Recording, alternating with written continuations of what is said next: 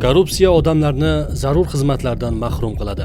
Korrupsiya tufayli har yili dunyo bo'yicha 5% global yalpi milliy mahsulot yo'qotiladi. Bu esa 2,6 trillion dollardan ko'p demakdir. Korrupsiya iqtisodiy taraqqiyotni izdan chiqaradi. Tashqi iqtisodiy faoliyat qatnashchilari orasida davlatga bo'lgan ishonchni susaytiradi. Yurtimizga kirib kelayotgan xorijiy sayyohlar va hamkorlarda salbiy tasavvur uyg'otadi. Korrupsiya qonuniylikka putur yetkazadi. Jinoyatlarning adolatli baholanishiga xalal beradi.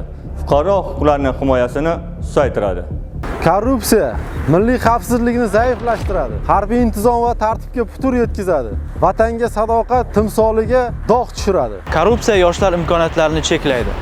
Ularning o'zlariga bo'lgan ishonchlarini pasaytiradi va kelajak avlod rivojiga jiddiy to'sqinlik qiladi. Korrupsiya ta'lim sifatiga jiddiy ta'sir o'tkazadi. Bolalar uchun teng imkoniyatlarni cheklaydi va ota-onalar ishonchini yo'qotadi. Korrupsiya haqiqatning yashirilishiga sabab bo'ladi. Ommaviy axborotning ishonchliligini pasaytiradi. Jamiyat xabardorligini cheklaydi. Korrupsiya ehtiyojmandlarga yetkaziladigan yordamni to'xtatadi. Biz korrupsiyaga qarshimiz.